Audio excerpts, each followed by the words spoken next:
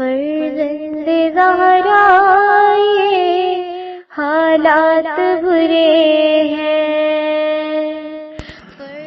کاشانۂ بصیرت ایک ایسا مکمل یوٹیوب چینل جس پر محروم بصارت کے لیے بالخصوص اور تمام افراد کے لیے بالعموم سینکڑوں کی تعداد میں اسلامی کتب دستیاب ہیں۔ لہذا گزارش ہے کہ آپ اپنی ذمہ داری نبھاتے ہوئے کاشانۂ بصیرت کو سبسکرائب کرنے کے ساتھ ساتھ بیل آئیکن کو پریس کیجیے تاکہ آپ علم کے حصول کے ساتھ ساتھ مذہب اہل بیت کی اشاعت میں بھی اہم کردار ادا کرتے رہیں۔ کاشانۂ بصیرت، کاشانۂ بصیرت، کاشانۂ بصیرت۔ فرزند زہرا یہ حالات برے ہیں۔ بسم اللہ الرحمن الرحیم۔ مکتوب 30۔ آئیے مل کر اس نشست میں کاشانۂ بصیرت کے یوٹیوب چینل پر کتاب کلام امیر المومنین علی علیہ السلام شرح نہج البلاغہ تالیف آیت اللہ ناصر مکارم شیرازی، ترجمہ زیر نگرانی مولانا سید شہنشاہ حسین نقوی، پیشکش باب العلم، دارالتحقیق کراچی، والیوم 9۔ ہم پڑھتے ہیں مل کر مکتوب 30، جو ہم ایک ہی نشست میں انشاءاللہ مکمل کر لیں گے کیونکہ یہ ایک ہی حصے پر مشتمل ہے۔ امام علیہ السلام کا مکتوب گرامی معاویہ کے نام۔ آئیے سے پہلے کہ ہم مکتوب کو پڑھیں، سب سے پہلے سند مکتوب کا مطالعہ کرتے ہیں۔ لکھا ہے کہ کتاب مصادر نہج البلاغہ میں آیا ہے کہ ابن ابی الحدید نے اپنی شرح میں اور ابن میثم نے اپنی شرح نہج البلاغہ میں اس مکتوب کو کافی اضافات کے ساتھ نقل کیا ہے جو نہج البلاغہ میں نہیں ہیں۔ یہ اس بات کی نشاندہی کرتا ہے کہ انہوں نے یہ مکتوب نہج البلاغہ سے نہیں بلکہ کسی اور مآخذ سے حاصل کیا ہے۔ پھر یہ کہ ابن ابی الحدید اور ابن میثم کی نقل میں بھی کچھ فرق ہے جو اس بات کا پتہ دیتا ہے کہ انہوں نے اس مکتوب کو الگ الگ ماخذوں سے حاصل کیا ہے۔ اسی طرح علوی نے کتاب التراز میں اس مکتوب کے ایک حصے کو سید رضی کی تعبیرات سے مختلف تعبیرات کے ساتھ نقل کیا ہے۔ سو یہ بھی اس بات کی غمازی کرتا ہے کہ انہوں نے اسے کسی اور ماخذ سے حاصل کیا ہے۔ تو یوں ہم نے مکتوب کی سند کے حوالے سے تمام معلومات پڑھ لیں، اور اب آئیے مکتوب پر ایک نظر اس ہیڈنگ کے حوالے سے جانتے ہیں۔ لکھا ہے سید رضی رحم اللہ نے اس مکتوب کا ابتدائی حصہ نقل نہیں کیا۔ ابن ابی الحدید کی نقل کے مطابق اس مکتوب کا آغاز کچھ یوں ہے: اما بعد، تمہارا نامہ مجھے ملا جس میں تم نے مجھ پر یہ الزام لگایا تھا کہ میں نے تمہارے اور تمہارے ساتھیوں کے بارے میں شر و فساد پھیلا دیا، انورٹڈ کاما کلوز ہو گیا۔ یہ عبارت بخوبی اس بات کی نشاندہی کرتی ہے کہ یہ مکتوب امیر المومنین علیہ السلام کا پہلا مکتوب نہ تھا بلکہ یہ حاکم شام کے اس خط کا جواب تھا جس میں اس نے امام علیہ السلام پر الزام لگایا تھا کہ آپ علیہ السلام نے فتنہ و فساد پیدا کیا ہے۔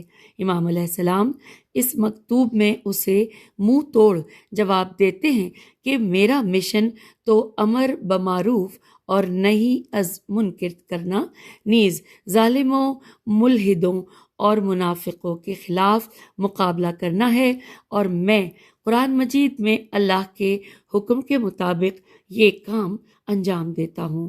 امام علیہ السلام اپنے دامن کو ان جھوٹے الزامات سے پاک قرار دینے کے بعد حاکم شام کو نصیحت کرتے ہیں جو سید رضی رحم اللہ کے نقل کردہ اس مکتوب کے حصے میں جھلکتی نظر آتی ہے۔ امام علیہ السلام اس سے فرماتے ہیں کہ راہ حق کو پہچان لو، اس کی نشانیاں واضح ہیں اور تمہارے پاس اسے نہ پہچاننے کا کوئی عذر اور بہانہ نہیں۔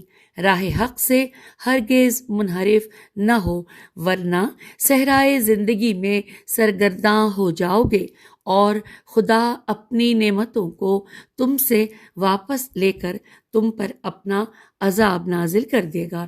دیکھو، اپنا خیال رکھو، پھر بھی اپنا خیال رکھو، کہیں ایسا نہ ہو کہ سرکش نفس تمہیں نقصان و خسارے، کفر اور ترک ایمان کی طرف نہ لے جائے۔ اور اب آئیے مولا کے کلام کو پڑھنے کے لیے وہ پیراگراف جو عربی میں ہے اس کا آغاز اور اختتام پہلے آپ کی سماعتوں کی نظر اور پھر ترجمہ پڑھیں گے۔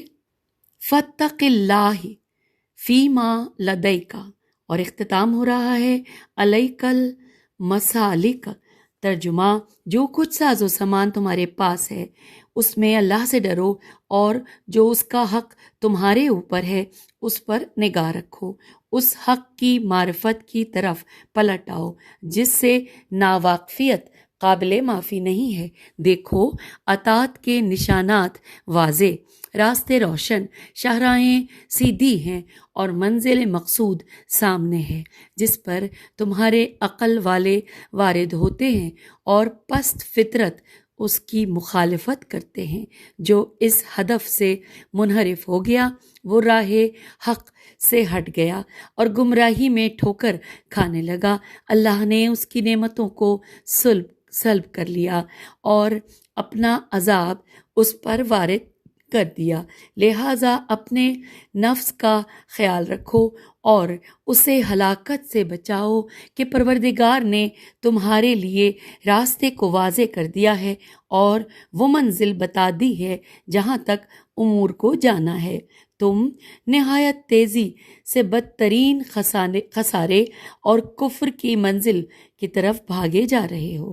تمہارے نفس نے تمہیں بدبختی میں ڈال دیا ہے اور گمراہی میں جھونک دیا ہے، ہلاکت کی منزلوں میں وارد کر دیا ہے اور صحیح راستوں کو دشوار گزار بنا دیا ہے۔ انورٹڈ کاما کلوز ہوا، اور اب ہم ترجمہ پڑھنے کے بعد پڑھنے کے لیے آ گئے ہیں صفحہ 367 پر، جہاں پر ہم پڑھیں گے اس کی شرح و تفسیر۔ ہیڈنگ ہے اپنے انجام کی فکر کرو۔ اس مکتوب سے امام علیہ السلام کے مقاصد کو سمجھنے کے لیے مناسب تھا کہ معاویہ کا خط بھی نقل کیا جاتا، کیونکہ خط کا جواب ہمیشہ اس کے متن کے پیش نظر لکھا جاتا ہے، لیکن بدقسمتی سے اس کا خط جہاں تک ہم جانتے ہیں کہیں بھی نقل نہیں ہوا ہے، اگرچہ امام علیہ السلام کے اس مکتوب کا کچھ حصہ ابتدائی حصہ بھی پایا جاتا ہے، جسے سید رضی رحم اللہ نے نقل نہیں کیا اور اس کے ابتدائی حصے سے معاویہ کے خط کے بعض مضامین بھی واضح ہو جاتے ہیں، کیونکہ امام علیہ السلام اس مکتوب کے آغاز میں کتاب تمام نہج البلاغہ کے مطابق یوں فرماتے ہیں۔ آئیے مل کر پڑھتے ہیں۔ اللہ کے نام سے جو بڑا مہربان نہایت رحم والا ہے۔ علی امیر المومنین علیہ السلام کی طرف سے معاویہ بن ابی سفیان کے نام۔ اما بعد، تمہارا خط مجھے ملا جس میں تم نے مجھ پر یہ الزام لگایا تھا کہ میں نے تمہارے خلاف فساد برپا کیا ہے اور لوگوں کو بھڑکایا ہے، اور تم میرے مشن میں میری مدد کو غلط قرار دیتے ہوئے یوں سمجھ بیٹھے کہ میں ظالم ہوں اور حق خدا کی ادائیگی میں کوتاہی کرنے والا ہوں۔ سبحان اللہ، تم نے کیسے غیبت اور تہمت کو جائز قرار دیا، حالانکہ میں نے تو لوگوں کو صرف امر بمعروف اور نہیں از منکر کی ترغیب کی ہے، اور صرف ظالموں اور دین سے خارج ہونے والوں اور ملحد منافقوں پر ظلم کو روا رکھا ہے، اور اس سلسلے میں نے صرف اللہ کے اس حکم کے مطابق عمل کیا ہے انورٹڈ کاما کہ اللہ تعالیٰ پر اور قیامت کے دن پر ایمان رکھنے والوں کو آپ اللہ اور اس کے رسول صلی اللہ علیہ وآلہ وسلم کی مخالفت کرنے والوں سے دوستی رکھتے ہوئے ہرگز نہ پائیں گے، گو وہ ان کے باپ یا ان کے بیٹے یا ان کے بھائی یا ان کے کنبے قبیلے کے عزیز ہی کیوں نہ ہوں۔ Inverted comma close. حوالہ سورہ مجادلہ آیت 22۔ جہاں تک حق خدا میں کوتاہی کی بات ہے تو اس میں اللہ کی پناہ مانگتا ہوں۔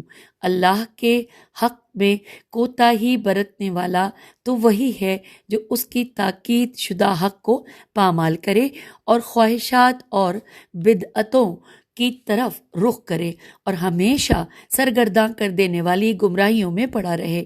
تعجب کی بات ہے اے معاویہ کہ تم نیکی کی باتیں کرتے ہو مگر عقل و برہان کی مخالفت کرتے ہو۔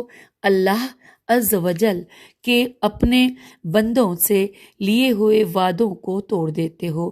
تم نے اسلام کو چھوڑ دیا، احکام کو ضائع کیا، اللہ کی نشانیوں کو مٹا دیا اور خواہشات کے ہاتھوں ہلاکت میں پڑ گئے۔ Inverted comma close.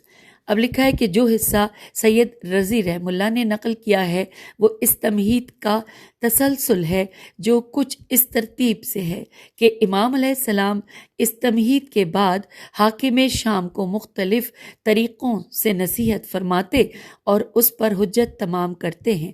پہلے آپ علیہ السلام 3 مختصر جملوں میں فرماتے ہیں کہ جو کچھ ساز و سامان تمہارے پاس ہے اس میں اللہ سے ڈرو اور جو اس کا حق تمہارے اوپر ہے اس پر نگاہ رکھو، اس حق کی معرفت کی طرف پلٹ آؤ جس سے ناواقفیت قابل معافی نہیں۔ Inverted comma close. پھر لکھا ہے کہ پہلا جملہ فَاتَّقِ اللَّهَ فِيمَا لَدَيْكَ ممکن ہے کہ اس منصب کی طرف اشارہ ہو جو اس کے اختیار میں ہے یا مسلمانوں کے اموال یا ان تمام نعمتوں کی طرف اشارہ ہو جو اسے عطا ہوئی ہیں۔ امام علیہ السلام اسے خبردار کرتے ہوئے فرماتے ہیں کہ جو منصب تم نے غصب کیا ہے اسے واپس کر دو اور اللہ تعالیٰ کی نعمتوں کو اس کی راہ عبادت میں خرچ کرو۔ دوسرا جملہ وَانظُرْ فِي حَقِّهِ عَلَيْكَ اس مطلب کی طرف اشارہ ہے کہ خداوند تعالیٰ نے جو اتنی ساری نعمتیں اپنے بندوں کو عطا کی ہیں ان کے مقابلے میں بندوں پر اس کا کچھ حق ہے اور وہ یہ کہ اس کی اطاعت کریں اور جن چیزوں سے اس نے منع فرمایا ہے ان سے باز رہیں، کیونکہ اگر اس حق کو ادا نہ کریں گے تو قیامت میں بہت سخت عذاب کا سامنا ہوگا۔ تیسرا جملہ جو کہ نہج البلاغہ کے بعض شارحین کی رائے کے مطابق یہ واجب الاطاعت امام کی معرفت کی طرف اشارہ ہے۔ ور جے واو الف رے ور جے الا معرفتی مالا تو لزر بے جہالت ہی۔ اور بس یہاں پہ اتنا ہی ہے، کچھ تھوڑا بہت زیر زبر پیش، تھوڑی سی انک موٹی تھی، ہو سکتا ہے غلطی ہوئی ہو۔ بہرحال ہم نے اس کا ترجمہ تو شروع میں پڑھا تھا۔ لکھا ہے کہ امام کی اطاعت کی طرف اشارہ ہے جس کے بارے میں معروف روایت میں آیا ہے کہ جو اس حال میں مرے کہ اپنے زمانے کے امام کو نہ پہچانتا ہو تو وہ جاہلیت کی موت مرا۔ اور اس کے بعد اس کا حوالہ بھی ہے کہ یہ حدیث اسی عبارت کے ساتھ شیعہ کتب جیسے کہ وسائل شیعہ جلد نمبر 11 صفحہ 492 حصہ 23 باب 33 اور کتاب امر بمعروف و نہی از منکر میں نقل ہوئی ہے، اور اس کے علاوہ اہل سنت کی کتب میں بھی اسی سے ملتی جلتی عبارت کے ساتھ نقل ہوئی ہے۔ اور اس کے بعد چلتے ہیں، لکھا ہے اس جملے کی تفسیر میں یہ احتمال بھی پایا جاتا ہے کہ یہ تمام الہی اور دینی معارف کی طرف اشارہ ہو کہ جن سے انسان کے جاہل ہونے میں کوئی عذر قابل قبول نہ ہوگا۔ یوں امام علیہ السلام معاویہ کو دین کے اصول و فروع اور ان فرائض کے بارے میں جو خدا اور مخلوق کی نسبت اس کے ذمے ہیں نصیحت فرماتے ہیں۔ امام علیہ السلام اس کلام کے تسلسل میں فرماتے ہیں کہ دیکھو اطاعت کے نشانات واضح، راستے روشن اور شاہراہیں سیدھی ہیں اور منزل مقصود تمہارے سامنے ہے جس پر تم تمام عقل والے وارد ہوتے ہیں اور پست فطرت اس کی مخالفت کرتے ہیں۔ انورٹڈ کاما یہاں پر کلوز ہوا۔ امام علیہ السلام اس کلام میں معاویہ کو اتمام حجت فرماتے ہیں کہ قیامت میں تم یہ ہرگز نہیں کہہ سکو گے کہ راہ تاریک اور دشوار تھی اور میں اسے نہیں جانتا تھا۔ فرماتے ہیں کہ اس کی نشانیاں واضح ہیں، روشن آیتیں ایک طرف اور رسول اکرم صلی اللہ علیہ وآلہ وسلم کی معتبر احادیث دوسری طرف، اس کے علاوہ عقلی روشن دلائل ہیں، اور یہ سب اس راستے کی نشانیاں ہیں جو جگہ جگہ جگمگا رہی ہیں۔ پھر یہ کہ راستہ بھی تاریک نہیں، سبلن نیرتا، اور اس کی آخری منزل جو ابدی سعادت اور خوشحالی ہے بھی سب کو معلوم ہے۔ دلچسپ بات یہ ہے کہ امام علیہ السلام نے لفظ سبل کو، جو کہ سبیل کی جمع ہے، بھی اپنے کلام میں استعمال فرمایا ہے، اور محجت کو بھی، جس کے معنی وسیع اور روشن شاہراہ کے ہیں، کیونکہ انسان معمولاً ذیلی راستوں پر چلتے ہوئے مرکزی راستوں تک پہنچتا ہے، پھر اپنی منزل کی طرف گامزن ہوتا ہے، اور اگر لفظ سبل جمع کی صورت میں اور محجت مفرد کی صورت میں آیا ہے تو اس کی وجہ یہ ہے کہ ذیلی راستے جہاں سے سفر کا آغاز ہوتا ہے وہ متعدد ہوتے ہیں، مگر مرکزی شاہراہ معمولاً ایک ہی ہوا کرتی ہے۔ پھر مولا کے کلام کا حصہ ہے کہ غایتاً مطلبتاً کی عبارت کبھی تا پر تشدید کے ساتھ پڑھی جاتی ہے اور کبھی لام پر تشدید کے ساتھ، جبکہ بعض نسخوں میں مطلوبت آیا ہے، مگر ان سب سے مقصود مطلوب کا مفہوم ہے۔ امام علیہ السلام فرماتے اللہ تعالیٰ کی اطاعت مطلوبہ مقصد کے پیش نظر ہونا چاہیے۔ دوبارہ پڑھتے ہیں کہ امام علیہ السلام فرماتے ہیں کہ اللہ تعالیٰ کی اطاعت مطلوبہ مقصد کے پیش نظر ہونی چاہیے، اور وہ مقصد قربت خدا نیز آخرت میں نجات اور ابدی سعادت کا حصول اور دنیا میں اللہ کی رحمت و عنایت سے بہرہ مند ہونا ہے۔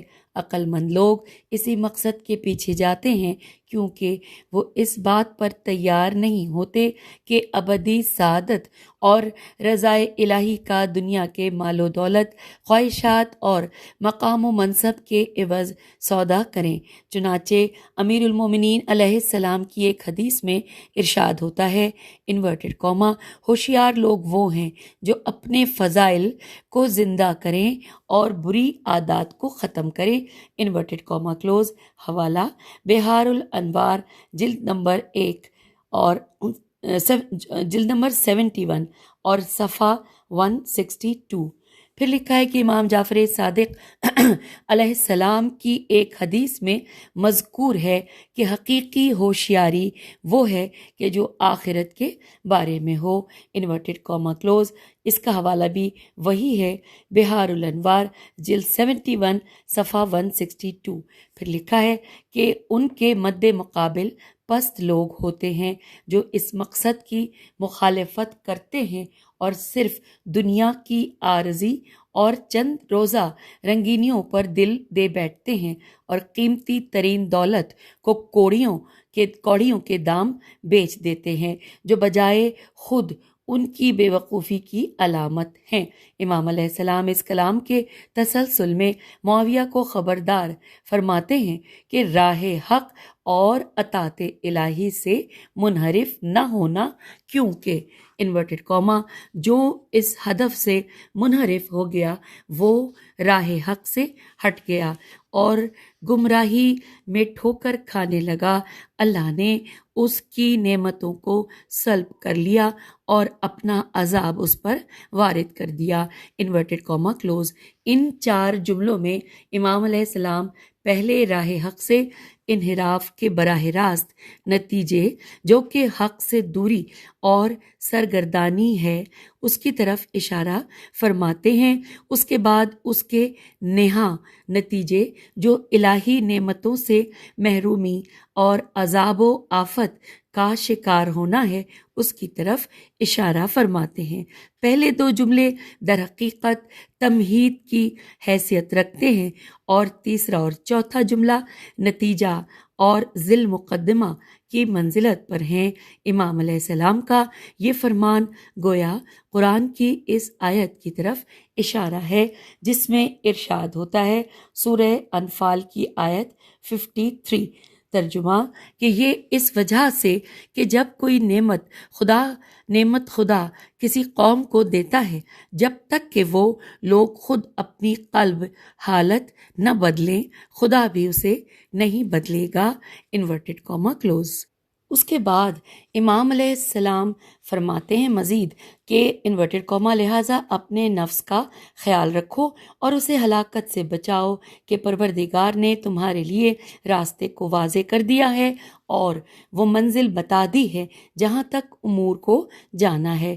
تم نہایت تیزی سے بدترین خسارے اور کفر کی منزل کی طرف بھاگے جا رہے ہو، انورٹڈ کاما کلوز۔ اور ساتھ ہی لکھا ہے یہاں پر کہ یہ تعبیر در حقیقت قرآن مجید میں مذکور اس عبارت کہ علیکم انفسکم کہ تم اپنی خبر لو، سورہ انفال آیت 105 سے ماخوذ ہے، اور امام علیہ السلام کی تعبیر اس نقطے کی طرف اشارہ ہے کہ تم جس راستے پر چل پڑے ہو بالآخر وہ تمہیں بدبختی، خسارے اور کفر تک ہی پہنچا دے گا، پس خواب غفلت سے بیدار ہو جاؤ اور راہ حق کی طرف لوٹ آؤ۔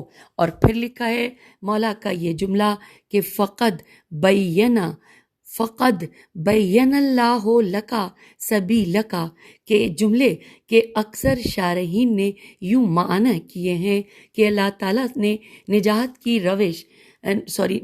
کی روشن راہ تمہارے لیے واضح فرما دی ہے، حالانکہ یہ مطلب گزشتہ عبارات میں آ چکا ہے اور اس کی تکرار کی کوئی وجہ نہیں رہتی، لہٰذا اس جملے سے مقصود کچھ اور ہے، اور وہ یہ کہ امام علیہ السلام فرماتے ہیں کہ جس غلط راستے پر تم چل پڑے ہو اللہ تعالیٰ نے اس کا مکروہ انجام تمہارے لیے بیان فرمایا ہے، انورٹڈ کاما کلوز۔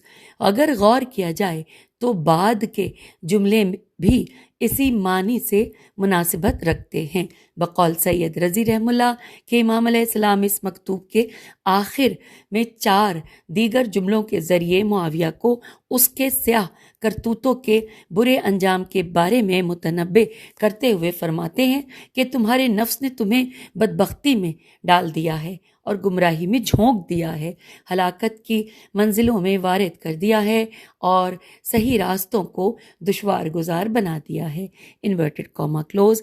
ان 4 جملوں میں سے ہر ایک معاویہ اور اس کی راہ پر چلنے والوں کی بدعمالیوں کے انجام کی طرف اشارہ ہے۔ پہلا انجام برائی میں مبتلا ہونا، اس سے بڑھ کر برائی اور کیا ہوگی کہ انسان کے ہاتھ بے گناہ کے خون سے رنگین ہو جائیں اور بیت المال کے اموال کو نااہلوں میں تقسیم کریں۔ دوسرا گمراہی، اس سے بڑی گمراہی اور کیا ہوگی کہ انسان اپنی حد سے گزر جائے، اپنی قدر کو نہ پہچانے اور تمام تر نااہلی اور نالائقی کے باوجود خلق خدا کی پیشوائی اور رسول خدا صلی اللہ علیہ وآلہ وسلم کی جانشینی کا دعویٰ کر بیٹھے۔ تیسرا ہلاکت، اس سے بڑھ کر ہلاکت اور کیا ہوگی کہ انسان خود کو ایسے راستوں پر ڈال دے جو اسے جہنم تک پہنچاتے ہوں۔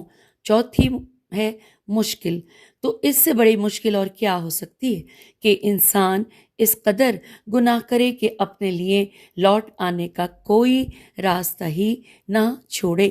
سامعین، یہاں پر مکتوب 30 مکمل ہوا، یہ ایک ہی حصے پر مشتمل تھا، ہم نے اس کا ترجمہ اور تشریح بھی پڑھ لی، شرح بھی جان لی۔